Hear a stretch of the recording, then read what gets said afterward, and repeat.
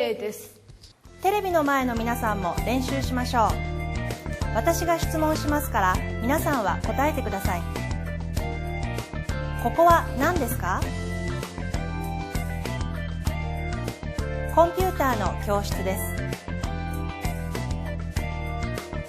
す。そこは何ですか？校長先生の部屋です。あそこは何ですか？売店です。ロールプレイをしましょう。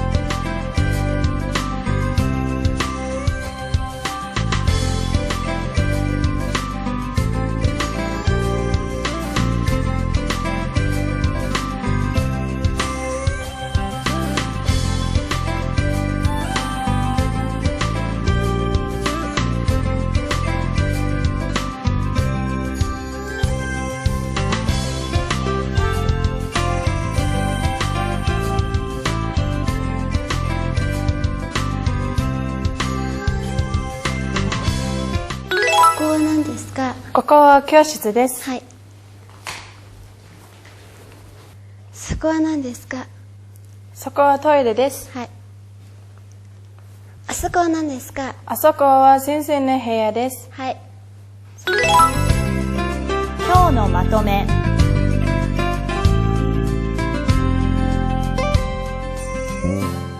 今日はここ、そこ、あそこ。ここは日本語の教室です。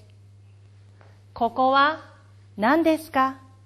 そこは何ですか？あそこは何ですか？そして答えは日本語の教室です。というのを勉強しました。はい。さあでは、今日の勉強は終わりです。また次回も楽しく日本語を勉強しましょう。はい。さようなら。さようなら。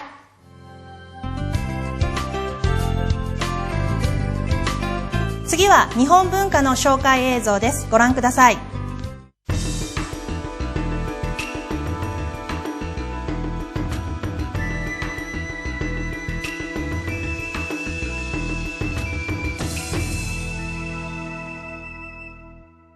Хоолоор дамжуулан явуулж буй сурган хүмүүжүүлэх үйл ажиллагаа. Энэ сургуульд хоолны боловсрол хэмээх хичээл орж байна. Хичээлийг зааж буй багш нь дэлхийд алдартай Франц хоолны тогооч Мекүни Киомимиго байна.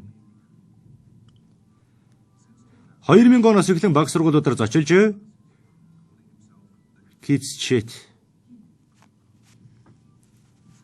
2000 оноос эхлэн баг сургуулиудаар зочилж Китчет буюу хүүхэд өөрөө нь тогооч нартай хоолны мэдлэг олох хичээлийг сайн дураараа зааж байна. Хоолны талаарх үндсэн мэдлэгийг эзэмшүүлж, өөрийнхөө идэх хоолыг өөрөө сонгох чадвартай болгох зорилготой энэхүү хичээл нь онлын мэдлэгээс гадна ёс суртахуун, биеийн тамирын хичээлийн үндэс суурь болно гэж үздэг байна.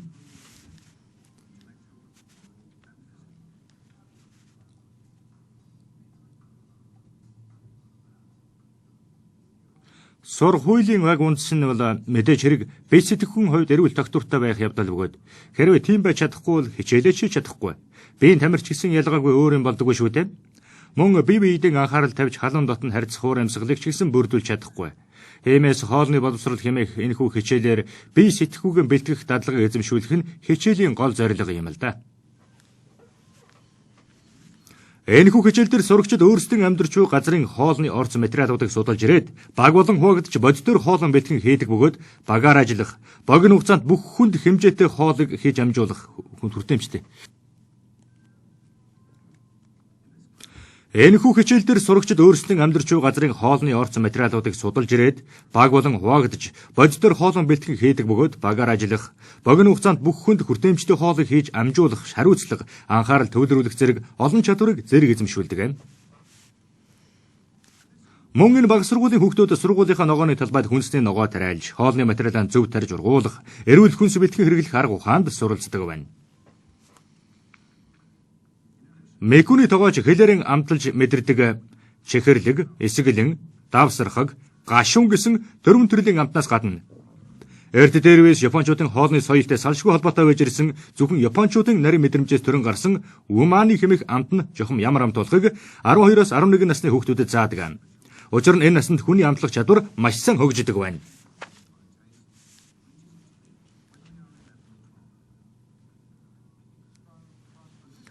Умааны хэмээх энэхүү амтны үндэс суурь болдог 3 зүйл нь комбо, кацуо, шитака юм.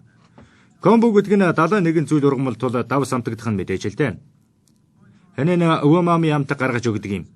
Ингээд Японч умами хэмээх энэхүү амтны үндэс суурь болдог 3 зүйл нь комбо, кацуо, шитака юм. Комбо гэдэг нь 71 зүйл ургамал тул давс амтагдах нь мэдээж л дээ.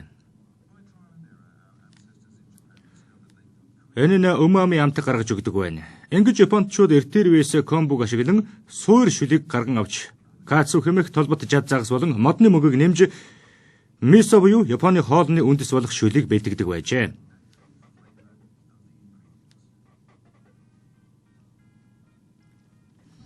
Энэхүү хоолны боловсролын хичээлд Мекүний тогоочоос гадна тухайн орон нутгийн боловсролын газрын ажилтнууд, хүнсний бүтээгдэхүүн үйлдвэрлэгчид болон олон тооны төрийн бас байгууллагууд идэвхтэйгээр оролцож зохион байгуулдаг байна.